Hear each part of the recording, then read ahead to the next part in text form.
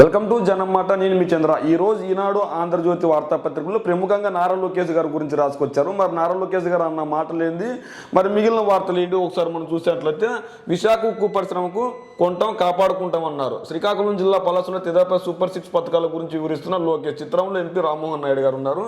ప్రైవేటీకరిస్తే భూములు కాజేయాలనేది జగన్ అత్తగడ. శంకరబాబులో తెదేపా నేత నారా లోకేష్ సూపర్ 6 పై ప్రచారం కల్పించాలని శ్రేణులకు పిలుపు. ఏదైతే టీడీపీ హామీలు ఇచ్చిందో ఆ హామీల గురించి వివరిస్తున్నారు. అయితే జగన్మోహన్ రెడ్డి గారు ప్రైవేటీకరణ చేస్తారు.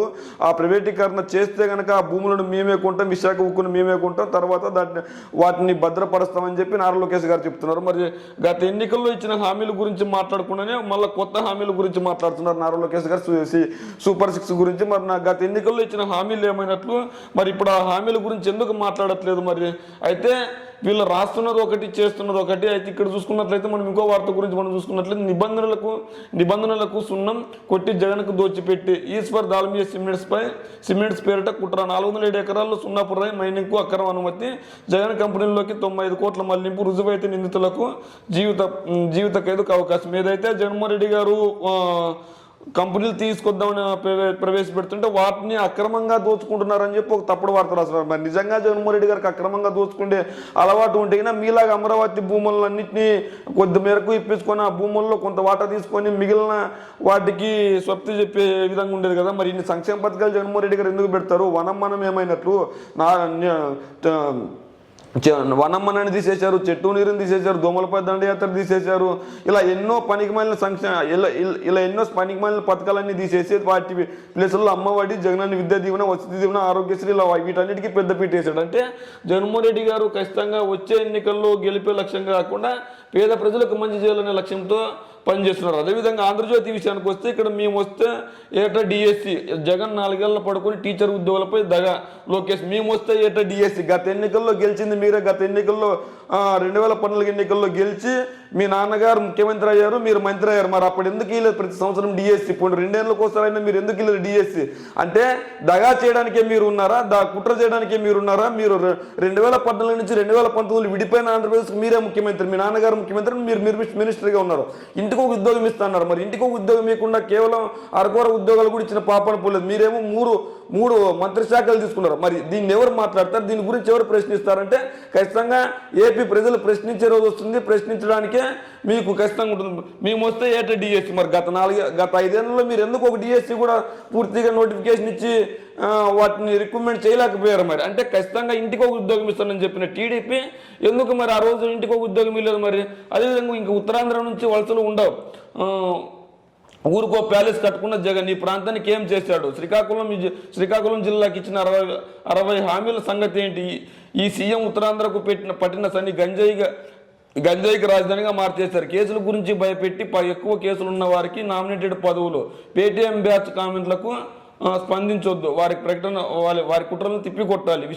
అంటే జగన్మోహన్ రెడ్డి గారు ఖచ్చితంగా ఉత్తరాంధ్ర ప్రజలకు ఏదైతే రాజధాని హామీ ఇచ్చారో ఆ రాజధాని హామీ కడుతుంటే మీరు కదా కోర్టులకు వెళ్ళి అడ్డుకున్నది. అంటే ప్రతి ఏటా డిఎస్సి ఇస్తూ ఉన్నారు. మరి గత పరిపాలన మీరు ఎందుకు ఇవ్వలేదు ప్రతి సంవత్సరం డిఎస్సి? మరి గత పరిపాలనలో మంచి పరిపాలన చేసింటే మీకు ఎందుకు ప్రజలు ఓట్లు వేయలేదు? జగన్మోహన్ రెడ్డి గారికి అంత అఖండ మెజార్టీ ఇచ్చారు.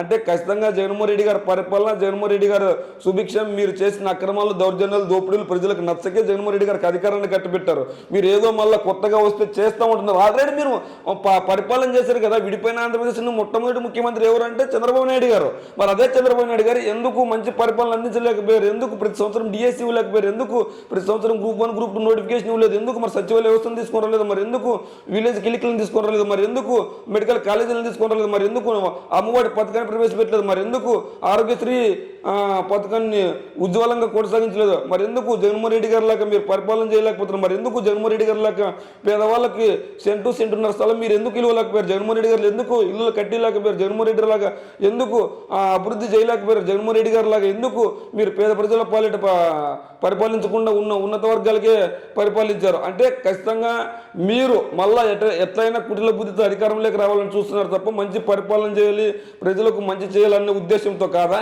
అయితే మీరు ఏదో కొత్తగా ఓట్లు అడుగుతున్నట్లు ఈరోజు కొత్తగా ఓట్లాడుతున్నారు. 2014 ఎన్నికల్లో గెలిచి మీరు ఇంటికి ఒక ఉద్యోగం ఇస్తున్నారు. మరి ఎందుకు ఇంటికి ఒక ఉద్యోగం ఇవ్వలేదు? రైతులకు పెద్ద పీట వేస్తూ ఉన్నారు. మరి ఎందుకు ఆ రోజు రుణమాఫీ చేయలేదు? మరి ఎందుకు డ్వాక్రా మహిళలకు 0 వడ్డీ ఇవ్వలేదు?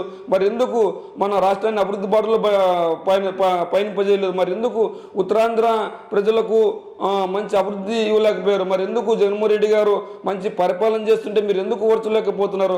అంటే జగన్మోహన్ రెడ్డి గారిని ఎలాగైనా దించాలి, అది దించేసి ప్రజా సొమ్మును మీరు కాజేయాలనే కుటిల బుద్ధి తప్ప ఏమైనా ఉందా? నిజంగా మీకు డిఎస్సి ఇచ్చే శుద్ధి ఉండింటే 2014 నుంచి 2019 వరకు ఎన్ని డిఎస్సి నోటిఫికేషన్లు ఇచ్చారు? మరి అప్పుడు ఎందుకు ఉపాధ్యాయులపై ప్రేమ కనబరచలేదు? మరి అప్పుడు ఎందుకు మీరు కేవలం పేద ప్రజల కోసం పరిపాలన చేయకుండా ఉన్నత వర్గాల వారి కోసం పరిపాలన చేశారు? మరి ఎందుకు పోలవరాన్ని పూర్తి చేయలేదు? మరి ఎందుకు రాయలసీమ ప్రాంతానికి ఒక ఆయుకట్టు కూడా ఇవ్వలేక నీళ్ళు అందించలేకపోయారు? అంటే ఉత్తరాంధ్ర నుంచి తీసుకుంటే రాయలసీమ వరకు దగాబడ్డవారే ఉన్నారు తప్ప బాగుపడిన వాళ్ళు లేరు. జగన్మోహన్ రెడ్డి గారు వచ్చిన తర్వాత అమ్మఒడి తీసుకొని వచ్చారు, నాడు నేడు తీసుకొని వచ్చారు, జగనన్న విద్యా దీవెన తీసుకొని వచ్చారు, అదే విధంగా ఫీజు రిమెంట్ తీసుకొని వచ్చారు, ఆరోగ్యశ్రీ తీసుకొని వచ్చారు, తర్వాత సచివాలయ వ్యవస్థను తీసుకొని వచ్చారు, వాలంటీర్ వ్యవస్థను తీసుకొని వచ్చారు, విలేజ్ క్లినిక్లను తీసుకొని వచ్చారు, మెడికల్ కాలేజీలను తీసుకొని వచ్చారు. ఎన్ని తీసుకొని వచ్చారు జగన్మోహన్ రెడ్డి గారు?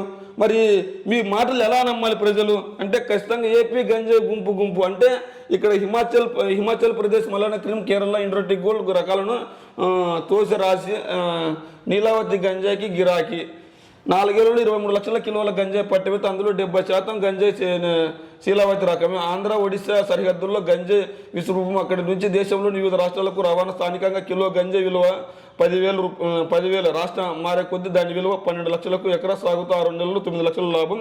విశాఖ సెంట్రల్ జైల్లో 70% గంజాయి నిందితులు.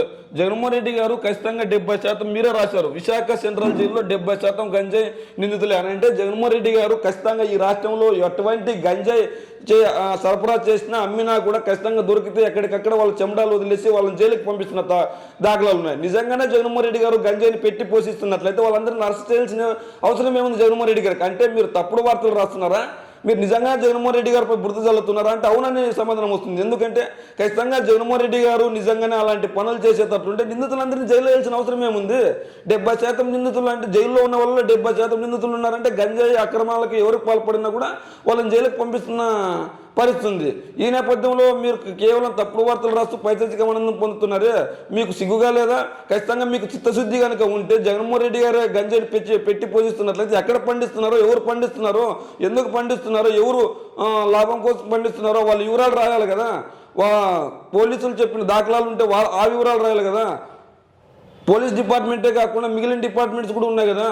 డ్రగ్ అలరీ డిపార్ట్మెంట్ కావచ్చు, సిబిఐ కావచ్చు, ఈడీ కావచ్చు, ఇట్లాంటి ఎన్నో సమస్యలు ఉన్నాయి. వాటన్నిటిని ఎంక్వైరీ కోరవచ్చు కదా. అంటే రానున్న ఎన్నికల్లో జగన్మోహన్ రెడ్డి గారిని ఎలాగైనా దించేసి మీకు సంబంధించిన వాళ్ళని ఆ కుర్జీపై ఎక్కిస్తే కనుక ఖచ్చితంగా మీకు లబ్ధి చేకూరుతుందని మీరు ఏమన్నా ఆశపడుతున్నారా? లేదంటే జగన్మోహన్ రెడ్డి గారి పైన ఎలా కక్ష కట్టుకున్నారా అంటే అవుననే సమాధానాలు వస్తాయి. ఏదేమైనప్పటికీ జగన్మోహన్ రెడ్డి గారు ఖచ్చితంగా పేద ప్రజలకు మంచి చేశారు, అభివృద్ధి చేశారు, సంక్షేమ పథకాలు అందించారు. అవినీతి రామకృష్ణ కష్టం. ఇగో ఊరు మండితే తరగాలు దోపిడీ, పొలం స్థలం కాదేది అనర్హం. నియోజకవర్గంలో ఎటు చూసిన అవినీతి ఊడలు, అక్రమాల దాడులు, ప్రత్యర్థులపై దాడులు చేస్తే పదవులు అక్రమాలకు దున్నగా ఉంటే వీరంతా వాళ్ళు పోలీసుల అండతో ప్రజాస్వామ్యులు కూని వెరిసి.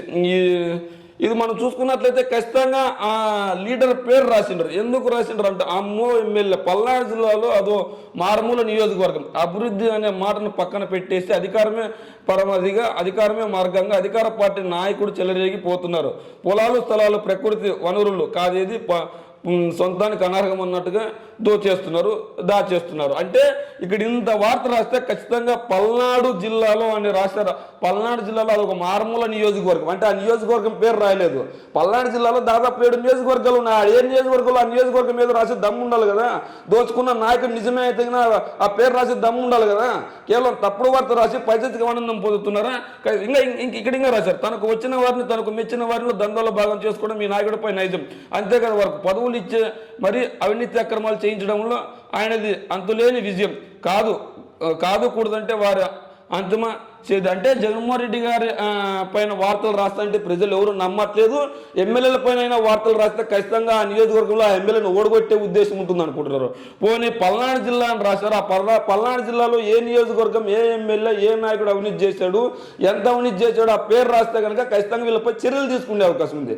ఎందుకంటే మీ దగ్గర ఆధారాలు ఉంటే మాపై వార్త రాశారు కదా, ఆ ఆధారాలు బయట పెట్టండి అని వీళ్ళపైన కోర్టుకు వెళ్ళే అవకాశం ఉంటుంది. అంటే కోర్టుకు వెళ్ళే అవకాశం లేకుండా ఖచ్చితంగా పైచాచిక ఆనందం పొందడానికి బురదల్లే వార్తలు రాస్తున్నారు. నిజంగానే ఫ్రంట్ పేజీలో బ్యానర్ ఐటమ్ లాగా రాసుకొచ్చారు. మరి నిజంగానే ఇంత బ్యానర్ ఐటమ్ రాస్తుంటే ఖచ్చితంగా ఏ ఎమ్మెల్యే అక్రమాలు చేశారు, ఏ నాయకుడు దోపిడీలు చేశారు, దౌర్జన్యాలు చేశారు, ఎంత మేరకు చేశాడు, ఆ వివరాలన్నీ పోలీసులకు ఇస్తే ఆ పోలీసులు అరెస్ట్ చేసే అవకాశం ఉంది కదా. ఇంత గోల్ ఎందుకు? మీకు పోలీస్ డిపార్ట్మెంట్పై నమ్మకం లేకుంటే న్యాయ వ్యవస్థకు అందించవచ్చు కదా. పోనీ కనీసం వాళ్ళ పేర్లను రాయొచ్చు కదా. అంటే వీళ్ళు ఎందుకు పేర్లు రాయట్లేదంటే ఆ ఎమ్మెల్యేపై నిజంగానే ఒక ఎమ్మెల్యే పేరు రాస్తే ఆ ఎమ్మెల్యే ఖచ్చితంగా చట్టప్రకారంగా చర్యలు తీసుకునే అవకాశం ఉంటుంది. ఆ చర్యలు తీసుకునే కాడికి అవకాశం లేకుండా ఇట్లాంటి వార్తలు రాస్తుంటారు. అయితే ప్రజలు ఖచ్చితంగా నమ్మల్లా వద్దనేది వాళ్ళకి తెలుసు. ఖచ్చితంగా మీరు నమ్మే విధంగా ఉంటే కామెంట్ చేయండి. హరిహిల్స్కు చేరిన యాత్రలో కొత్త కోణం. అసలు పేరు వారణాసి మహేందర్ రెడ్డి, తల్లిది పులివెందుల, తండ్రిది పొంగునూరు. 2019 ఎన్నికల ముందు జగన్తో డీల్. యాత్రకు దర్శకత్వం, ప్రచారానికి పంచు డైలాగ్. నేను విన్నాను, నేను ఉన్నాను అనిపించింది ఆయన. ఇప్పుడు యాత్ర 2 దర్శకత్వంతో పాటు నిర్మాణం కూడా వచ్చే ఎన్నికలకు సేవ అందించేలా ప్యాకేజ్. అయితే ఏదైతే యాత్ర 2 సక్సెస్ని జీర్ణించుకోలేక ఖచ్చితంగా ఆయన పైన ఇట్లాంటి వార్త రాస్తున్నారు. ఖచ్చితంగా ఆయన పులివెందుల వాసి అయ్యిండు. అంత మాత్రాన ఖచ్చితంగా యాత్ర 1 కావచ్చు, యాత్ర 2 కావచ్చు. ఏమైనా కల్పితమా? ఏమైనా ఎవరికి తెలియనివే? అంటే జగన్మోహన్ రెడ్డి గారి జీవితం కావచ్చు, రాజశేఖర రెడ్డి గారి జీవితం కావచ్చు, ప్రతి ఒక్కరికి తెరిచిన పుస్తకాల్లో ఉన్నాయి. ఎందుకంటే రాజశేఖర రెడ్డి గారు ఆనాడు కాంగ్రెస్ పార్టీని అధికారంలోకి తీసుకొని రావడానికి పాదయాత్ర చేసి ఎంత కష్టపడి యావనికం ప్రజానికం చూసింది. అందులోగానే ప్రజలు మెచ్చారు. అది రాజశేఖర రెడ్డి గారికి అధికారాన్ని ఇచ్చారు. 2009 ఎన్నికల తర్వాత రాజశేఖర రెడ్డి గారు మరణించిన తర్వాత జగన్మోహన్ రెడ్డి గారు ఎలాంటి కష్టాలు పడ్డారు, ఆ కష్టాలు పడిన తర్వాత ఓదార్పు యాత్ర చేస్తానంటే కాంగ్రెస్ పార్టీ ఎందుకు ఓదార్పు యాత్ర చేయొద్దన్నది, అయినా కూడా కాంగ్రెస్ పార్టీని వద్దని సొంతగా పార్టీ పెట్టుకొని ప్రజల్లో మెప్పుని మెచ్చి 151 సీట్లతో 2019లో అధికారంలోకి వచ్చారు. అంటే ఇదేమన్నా అబద్ధమా? ఇవే కదా సినిమాల్లో చూపించింది. యాత్ర 1లో కావచ్చు, యాత్ర 2లో కావచ్చు. ఏమన్నా కల్పితాలు చూపించాడా? లేని జీవితాన్ని ఏమన్నా చూపించాడా? ప్రజలకు తెలియని జీవితాన్ని ఏమన్నా చూపించాడా? అంటే వీళ్ళు ఎట్ట తిరిగి సక్సెస్ని అడ్డుకోవాలని ప్రయత్నిస్తున్నారు తప్ప ఖచ్చితంగా వీళ్ళు నిజంగానే జగన్మోహన్ రెడ్డి గారు అక్రమాలు, దౌర్జన్యాలు, దోపిడీలు చేసింటే సినిమాల ద్వారా కాదు, ప్రజలు నమ్మేవారు కాదు. 2019 ఎన్నికల్లో అధికారాన్ని ఇచ్చేవారు కాదు. నిజంగా ప్రజలు నమ్మారు, అధికారాన్ని ఇచ్చారు కాబట్టి జగన్మోహన్ రెడ్డి గారు మంచితనంతో సంక్షేమ పాలన, అభివృద్ధి పాలన చేస్తున్నాడు. మీరు ఎన్ని వార్తలు రాసినా యాత్ర 2 సక్సెస్ అయితే ఖచ్చితంగా అవుతుంది. ఖచ్చితంగా అయింది కూడా. నగర సభలో ప్రసంగిస్తున్న వైఎస్ తిరుమల. బీజేపీ పంజాబ్ ఎప్పుడు ఒక్కసారైనా పంట నష్టపోయిన రైతులను ఆదుకున్నారు. ఎన్నికల హామీలు మద్యం బాధతో ఈ నియంత మళ్ళీ వస్తే ప్రజాస్వామ్యం బతకదు. జగన్పై షర్మిలపై రోజాది జబర్దస్త్ దోపిడీ అని విమర్శలు. ఏదైతే షర్మిల మాట్లాడుతుందో ఆ షర్మిల మరి మన రాష్ట్రానికి ప్రత్యేక హోదా, విభజన హామీల్లో ఒకటిగా అదే కాంగ్రెస్ పార్టీ ఎందుకు పెట్టట్లేదు? దానికైనా సమాధానం చెప్పి మరి ఆ రోజు విభజన మన రాష్ట్రాన్ని అడ్డగోలుగా విభజించింది కాంగ్రెస్ పార్టీ కాదంటారా? మరి అలాంటి కాంగ్రెస్ పార్టీకి ఒత్తాస పలుకుతుంది ఈ షర్మిల. మరి విభజన హామీల్లో ఒకటైనా ప్రత్యేక హోదాని మనకు హక్కుగా అదే కాంగ్రెస్ పార్టీ ఆ రోజు ఎందుకు ఇవ్వలేదు? అంటే ఆ కాంగ్రెస్ పార్టీలో కుటిల బుద్ధితో, దౌర్జన్య బుద్ధితో ఉంది తప్ప అంతకు మించి ఏం లేదు. ఎలాగైనా జగన్మోహన్ రెడ్డి గారిని గద్దె దించాలని చెప్పి కొందరిని మాటలు ఈవిడ నమ్మేసి అవే నిజాలు అనుకుంటుందేమో. 2019 ఎన్నికల తర్వాత ఈవిడ తెలంగాణలోకి వెళ్ళి రాజకీయం చేసింది. అక్కడేమో పోటీ చేసిన దాఖలాలు లేవు, కనీసం ఓడిపోయిన దాఖలాలు లేవు. అక్కడ కాదని మళ్ళీ ఏపీలో తెలియదు జగన్మోహన్ రెడ్డి గారిపై విమర్శలు చేస్తుంది. ఎక్కడికక్కడ ఆవిడ నిరసన గలాలు వినిపిస్తున్నాయి. ఖచ్చితంగా జగన్మోహన్ రెడ్డి గారి అభిమానులు కావచ్చు, లేదంటే రాజశేఖర రెడ్డి గారి ఫ్యాన్స్ కావచ్చు, లేదంటే వైఎస్ఆర్ కార్యకర్తలు కావచ్చు, ప్రతి ఒక్కరూ ఆవిడికి నిరసన గలాలు వినిపిస్తున్నాయి. అభిమానుల నుంచి, వైఎస్ఆర్ కుటుంబ అభిమానుల నుంచి వినిపిస్తున్నాయి. నేను మీకోసం, మీ అన్న కోసం, మీ నాన్న కోసం జెండా మోసాను. ఈ రోజు జగన్మోహన్ రెడ్డి గారు మంచి పరిపాలన అందిస్తుంటే మీరు ఎందుకు ఓర్చలేకపోతున్నారని ఎక్కడికక్కడే వైఎస్ఆర్ కుటుంబ అభిమానులు మాట్లాడుతున్నారు. మరి వాళ్ళందరికీ సమాధానం చెప్పలేక డొంకతిరుడు సమాధానం చెప్తుంది. మేము అలా అనుకున్నాం కానీ నా గుండెకి తెలుస్తుంది. మా నాన్నగారిపై కేసు పెట్టామని మేము అనుకున్నాం కానీ ఈరోజు మా నాన్నగారిపై ఛార్జ్షీట్లో కాంగ్రెస్ పార్టీ కేసు పెట్టలేదని నీ గుండెకి కాదమ్మా తెలియాల్సింది. ఏపీ ప్రజలకు తెలియాలి, సాక్ష్యాలకు తెలియాలి, కోర్టులకు తెలియాలి. నీ గుండెకు తెలుస్తుంది, నా గుండెకు తెలుస్తుంది అంటే దాని వల్ల ఏమన్నా దాని వల్ల ఏమన్నా కేసుల్లో కోర్టులో సాక్ష్యాలుగా చెల్లుతాయా? ఇక్కడ కావాల్సింది మీ నాన్నగారి పేరు ఛార్జ్షీట్లో పెట్టారా లేదన్నది కావాలి. మీరు అలా మాట్లాడకుండా అరకొర మాటలు మాట్లాడి ఏదో గాలి మాటలు మాట్లాడేసి ప్రజలను మభ్యపెట్టే విధంగా ఉంటే ఎవరు నమ్మే విధంగా ఉండలేదు. ఏదేమైనప్పటికీ ఆంధ్రజ్యోతి, ఈనాడు వార్తాపత్రికలు ఒకటే లక్ష్యంగా చేసుకున్నారు. వచ్చే ఎన్నికల్లో ఎలాగైనా వాళ్ళకి కావాల్సిన పార్టీని గెలిపించుకొని వాళ్ళకి నచ్చని పార్టీని గద్దె దించడానికి వీళ్ళు ప్రయత్నిస్తున్నారు తప్ప ఏదేమైనప్పటికీ వచ్చే ఎన్నికల్లో గెలుపోవటంలో ఎలా ఉంటాయి మీ కామెంట్ రూపంలో తెలియజేయండి. అదేవిధంగా జగన్మోహన్ రెడ్డి గారి పరిపాలన ఎలా ఉంది, జగన్మోహన్ రెడ్డి గారు మళ్ళీ వస్తాడా రాడన్నది కూడా మీ కామెంట్ రూపంలో తెలియజేయండి. మరి ఈనాడు ఆంధ్రజ్యోతి వార్తాపత్రికల రాతల గురించి మీరేమనుకుంటారో ఒకసారి మీ కామెంట్ రూపంలో తెలియజేయండి.